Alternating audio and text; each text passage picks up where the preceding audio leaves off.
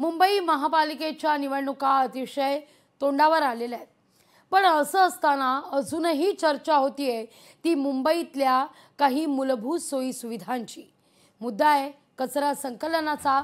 मुंबईत कचरा संकलनामध्ये 3000 कोटींचा घोटाळा झालेला आहे असा कचरा वेचक कर्मचारी आरोप करतायत। वर्षानुवर्ष ठरलेल्याच 14 कंपन्यांना कंत्राट दिलं जातं। वारंवार एकाच कंपनीला कंत्राट देण्यामागे राजकीय मंडळींचा बरदस्त असल्याचा आरोप कचरा वेचक कर्मचाऱ्यांनी केलाय। बरं, या सगळ्या कचरा संकलन करणाऱ्या गाड्या या आपण आता टीव्ही स्क्रीनवर पाहतोय। नवे काही शब्द या गाड्यांकरता वापरण्याची गरज नाही। ही दृश्य बरंच काही सांगून जात आहेत। पहा काय अवस्था आहे या गाड्यांची। जिथं पाहावं तिथून निखळलेल्या अवस्थेत आहेत या गाड्या। वर्षानुवर्ष याची कधीही डागडुजी झालेली नाहीये असंच यातून दिसतंय। आणि अशा या परिस्थितीत कचरा वेचक कर्मचारी जीव मुठीत घेऊन प्रवास करतायत, काम करतायत, कचरा वेचतायत।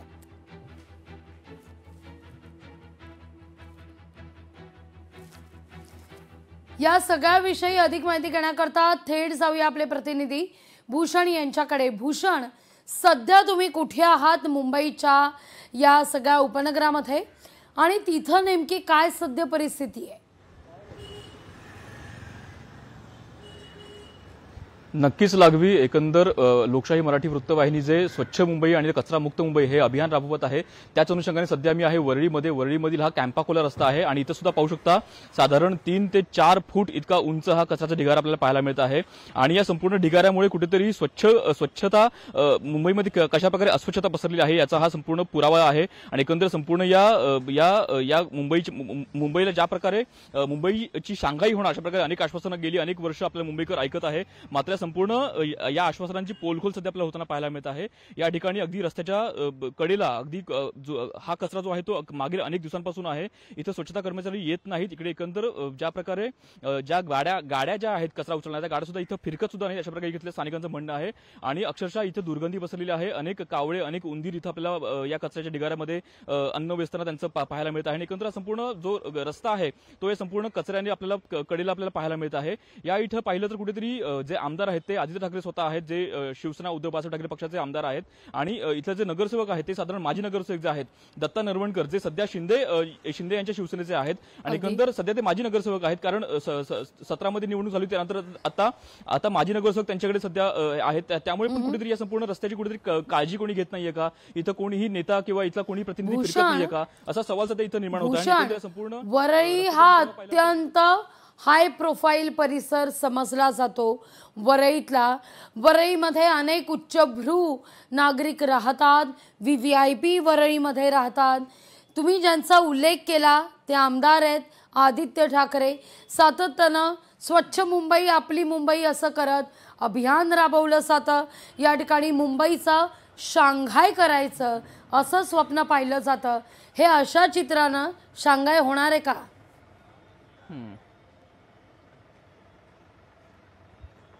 नक्कीच लागवी, सध्या मी तुम्हाला हा संपूर्ण परिसर दाखवतो। पाहू शकता या परिसरामध्ये अनेक वसाहती हा संपूर्ण परिसर आहे। इथं अनेक इमारती आहेत आणि अगदी समोर सुद्धा शिवसेना ठाकरेंची शाखा आपल्याला पाहायला मिळते। तरी सुद्धा इथं कोणताही प्रतिनिधी आला नाही याचं आश्चर्य सध्या इथलं स्थानिक व्यक्त करत आहेत। आणि एकंदर या संपूर्ण रस्त्यावरती आपल्याला कचराचा ढिगारा पाहायला मिळतो। अगदी 3 ते 4 फुटाचा हा कचरा आहे। आणि स्वतः आदित्य ठाकरे जे माजी मंत्री आहेत आणि सध्या इथले आमदार आहेत सध्या विद्यमान आमदार आहेत त्यांच्याकडनं सुद्धा इथं लक्ष दिलं गेलं नाही का असा सध्या सुद्धा सवाल विचारला जात आहे। भूषण, आणि मला तिथंच अगदी हाकेच्या अंतरावर कचरा वेचक कर्मचारी दिसतायत। BMCचे कर्मचारी दिसतायत मला दृश्यांमध्ये। तुम्ही तिथं जा, त्यांच्याशी संवाद साधा। मला या दृश्यांमध्ये दिसतात तिथं कर्मचारी आहेत। खरं तर असं म्हटलं जातं तुम्ही तिथपर्यंत पोहोचा भूषण, तिथं कर्मचारी आहेत। तुमच्या डाव्या हाताला नक्कीच तुमच्या डाव्या हाताला एक कर्मचारी आहे कचरा वेचक कर्मचारी BMCचे। त्यांना विचारा, खरं तर मुंबईची ही गाडी विचारा त्या गाडीत बसलेल्यांना मुंबईच्या गाडीची अवस्था दाखवा। भूषण, गाडीत कर्मचारी बसले आहेत। तुम्ही किती वेळा इकडे फेरा मारता? इथं किती वेळा फेरा मारता कचरा काढायला? एवढी माझी साईड आहे, एवढी मी इकडे झाडू मारतोय। मी इथे 12:30 पावणे 1 पर्यंत असतो। तर इथं आपल्याला कचरा ढिगारा पाहायला मिळतोय, तर तो कसा काय, म्हणजे काय? तो काय ते इथले रहिवासी झोपडपट्टी एरिया आहे ते टाकत राहतात सर्व. गाडी सुद्धा आपल्याला पाहायला मिळते आहे, कचरा वेचणारी ही गाडी आहे. आपण किती याची वेळा बातमी गाडी करूया. फिरते दिवसातून आणि, विचारा.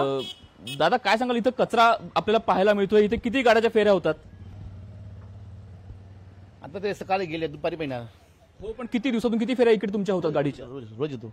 किती फेऱ्या होतात? आपल्याला कडेला खूप कचरा ढिगारा पाहायला मिळतोय. अगदी बघा, बांबू आहेत, नारळाच्या झावळ्या आहेत, अनेक इथं सामग्री पडलेली आहे, पिशव्यांचा खच आहे. तो नेमका उचलला गेला नाही का इतक्या दिवसांमध्ये? रोज उठवतो, पण ते कचरा इथे असतो ना, गाडी भरतो रोज. गाडी रोज भरतो. आता सकाळी गाडी गेली. सकाळी ही तुमची दुसरी फेरी म्हणजे? तर आता दुपारी आमची ड्युटी आहे, चालू आहे आमची ड्युटी. किती दिवसातून किती फेऱ्या तुमच्या असतात या? सकाळी पण असतो, दुपारी पण असतो. 2 फेऱ्या म्हणजे? अच्छा, पण 2 फेऱ्यामध्ये पण कचरा उचलला गेला नाहीये. आता हा कचरा जो आहे तो अनेक दिवसांपासून इकडे पडलेला आहे. ते परत गाडी येणार आता.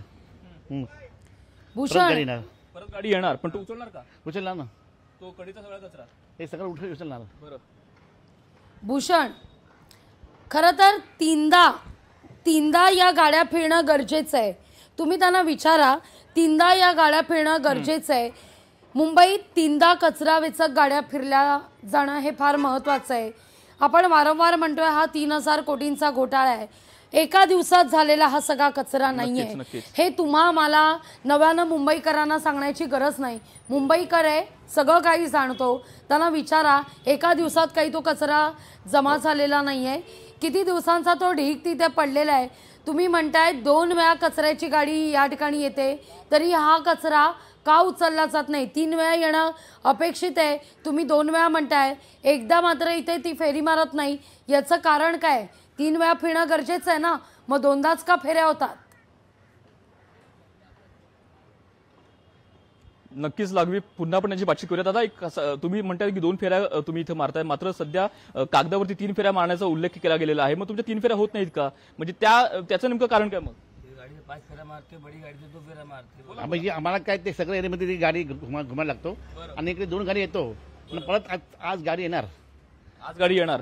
तुमची गाडी अजून या ठिकाणानंतर कुठे कुठे फिरते? म्हणजे त्यांचं कशा प्रकारे फेरी असते? माहित नाही, ते दुसरं ते पाठवतो ना, त्याला ते मागण्यात कुठे मी ना ते पाठवतो आमच्या पाडमध्ये. ते पाठवतो. भूषण, ते कोण आहे? कचरा जो आहे तो काही आज एका दिवसात झालेला तयार नाही, झालेला कचरा नाहीये. भूषण, तुम्ही ज्यांच्याशी संवाद साधताय ते कोण आहेत? त्यांचं काय पद आहे? मुकादम आहे. मुकादम. तुमचं नाव आणि पद सांगा ना. रमेश मारू, मी मुकादम आहे. मुकादम. अच्छा. किती वर्ष कॉन्ट्रॅक्ट? गाड्या आहेत, मला बोलायचं कचरा उचलणाऱ्या गाड्या, त्या गाड्यांचे पण कॉन्ट्रॅक्ट संपलेले आहेत. त्या कॉन्ट्रॅक्ट संपलेले आहेत, त्याबद्दल काय सांगा? म्हणजे कॉन्ट्रॅक्ट संपले आहेत का? काय नेमकं वस्तुस्थिती काय? आता ते शिक्षण वेगळं आहे. गाडी पाठवतो ना, ते शिक्षण वेगळं आहे. आता ते सकाळी गाडी पाठवली, आता परत ते गाडी येणार. भूषण, मला थेट त्यांच्याशी संवाद साधायचा आहे. किती गाड्या वरळी परिसरात फिरतात? तुम्हाला शक्य असेल तर तुमचा एक ईपी त्यांना द्या. नक्कीच लागवीची आपण ते त्यांच्याशी बातचीत करत आहोत. बरं. आमचं आता मला काय, मी काय नमस्कार. आमचं साहेब म्हणा, तुम्ही त्याचा मार्ग करा. मी आमची शिक्षण ते हस्तावर मी झाडू मारतो.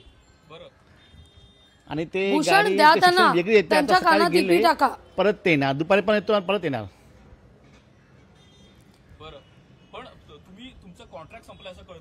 ते मला बरोबर माहित नाही. ते कॉन्ट्रॅक्ट संपले की मला बरोबर माहित नाही. आम्ही शिक्षण आहे, झाडू मारतो. पण आणि ते रस्त्यामध्ये जे कचरा भरतो गाडीवाला, ते मी त्याच्यामध्ये ठेवतो. आता तरी गाडी गाडी येणार. भूषण, तुमचा ईपी द्या त्यांना, मला बोलू द्या. ते मला बरोबर माहित नाही काय काय नाही. ते मला बरोबर माहित नाही काय आहे काय नाही. काय म्हणताय? ते गाडी तुम्ही बोलतो कॉन्ट्रॅक्ट, ते मला बरोबर माहित नाही. त्याचे शिक्षण अलग असतो. ते मोटर आहे, आम्ही ते शिक्षण मध्ये आहे. नाही, काही नाही होतं. सगळं काम चांगलं होतं, काही नाही. किती वर्षाचं कॉन्ट्रॅक्ट दिलं जातं त्यांना? उत्तराची देण्याची टाळाटाळ केलेली आहे आणि एकंदर या संपूर्ण गोष्टीमध्ये कुठेतरी गैरव्यवहार झालेला आपल्याला निदर्शनास येतो आहे. आणि इथंही सुद्धा अनेक कर्मचारी जे आहेत त्यांच्याकडनं कोणतीही स्पष्ट उत्तर मिळत नाहीयेत. आणि या संपूर्ण गोष्टीमध्ये नक्की जबाबदार कोण हे देखील पाहणं महत्वाचं असेल. लागवीजी, भूषण, माझा आवाज तुमच्यापर्यंत व्यवस्थित पोहोचतोय? भूषणशी पुन्हा एकदा आपण संपर्क साधण्याचा प्रयत्न करूया. आपण त्या मुकादमशी बोलणार आहोत. कुठं पाणी मुरतंय, का कचरा उचलला जात नाहीये, का मुंबईकरांना इतका टॅक्स भरून वेठीस धरलं जात आहे, या सगळ्या प्रश्नांची उत्तरं त्या मुकादमकडून घ्यायची आहेत. पण तुर्तास मी जातीये आता भाग्यश्रीकडे. आपल्या प्रतिनिधी भाग्यश्री सुद्धा आपल्यासोबत जोडल्या गेल्यात. भाग्यश्री, तुम्ही कुठं आहात आणि तिथं काय परिस्थिती आहे?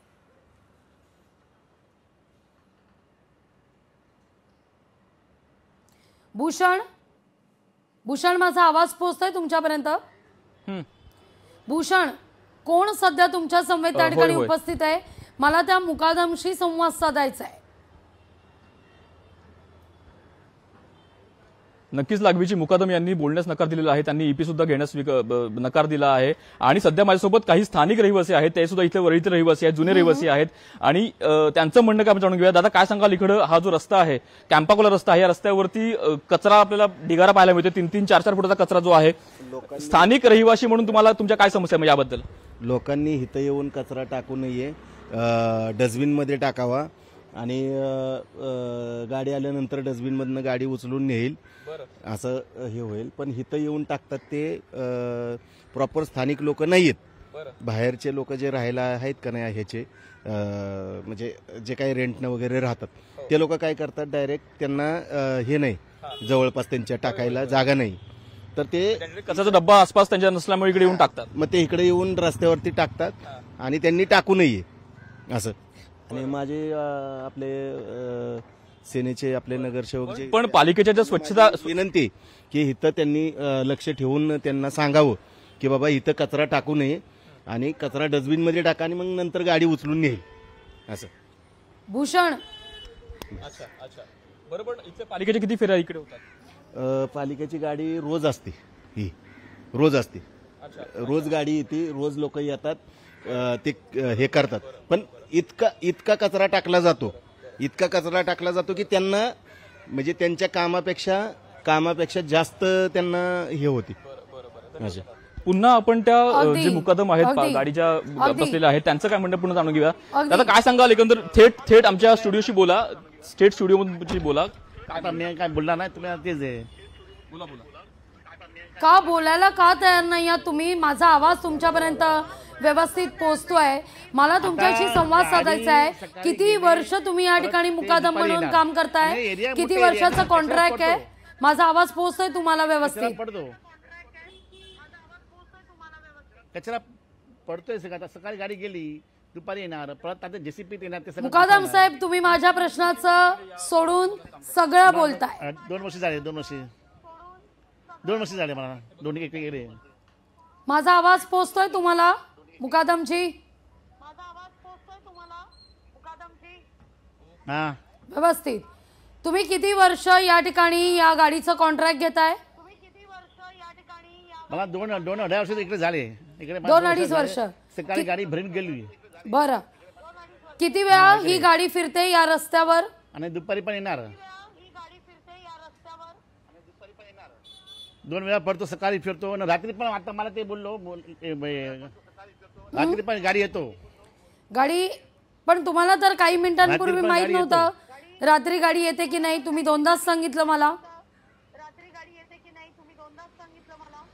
आता ते जे गाडीवाले त्याला मला बोललो, रात्री पण गाडी येतो.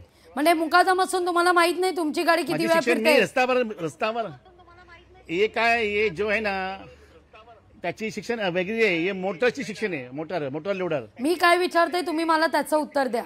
तुम्हाला मुकादम असून माहित नाही का? आम्हाला ते जास्ती माहिती नाही. मी साधा सरळ प्रश्न विचारला. रस्त्यावर जे मी साधा सरळ प्रश्न विचारलाय. तुम्ही मुकादम असून तुम्ही जर कॉन्ट्रॅक्ट घेताय, तुम्ही त्याकरता पैसे घेताय, तर तुम्हाला ठाऊक नाही का तुमची गाडी रस्त्यावर किती वेळा कचरा संकलना करता मला फिरते? काय माहित नाही. आम्ही खाली फक्त कचरा भरतो. किती वेळा फिरते? किती वेळा फिरण्याचं कॉन्ट्रॅक्ट झालं तुमचं? ते सगळं शिक्षण आहे, एक शिक्षण आहे, किती शिक्षण फिरते हो ती गाडी. शिक्षणाचा मोठी सोडा गाडी आहे ती. कॉन्ट्रॅक्ट करताना सही तर तुम्ही केली असेल, शिक्षणावर काय फिरताय तुम्ही? ते मला काही माझ्या माहिती नाही, प्रश्नाचं काय तुम्ही नाही. उत्तर द्या. मुंबईकर इतका टॅक्स नाही, भरतो, शिक्षणामध्ये कचरा काम उचलण्यासाठी तुम्ही शिक्षणावर फिरताय. मी तुम्हाला काय विचारतीये, तुम्हाला 3 वेळा कॉन्ट्रॅक्ट जर दिलाय गाडी फिरवण्याचं, कचरा उचलण्याचं, शिक्षणाचा मुद्दा येतोच कुठे? शिक्षण आहे म्हणून तर कॉन्ट्रॅक्ट घेतलंय. शिक्षणाचा बाजूला ठेवा. तुम्ही मला सांगा, तुम्ही कॉन्ट्रॅक्ट घेताना 3दा गाडी फिरणं गरजेचं आहे. तुम्हाला माहितीये का तुमची गाडी किती वेळा फिरते?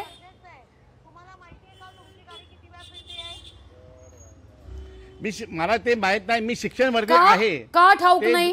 ते शिक्षण वेगळं आहे. ते शिक्षण तेच आहे. कॉन्ट्रॅक्ट घेताना जे शिक्षणला आहे, शिक्षण होतं शिक्षणला. तेच आहे. का ठाऊक नाही? कॉन्ट्रॅक्ट किती वेळा गाडी फिरवण्याचं झालं? ते मोटर लोडर आहे, मोटर लोडर. मोटर लोडर आहे ते शिक्षण अलग बरं आहे. ठीक आहे. मला मुकादमाचं काय मोटर शिक्षण लोडर आहे आहे. समजून सांगा. शिक्षण काय तुमचं मुकादमाचं समजून सांगा मला. मोटर लोडर आहे, मला नाही ते माहिती. शिक्षण अलग आहे. हा चला सांगा तुम्ही सांगा मला.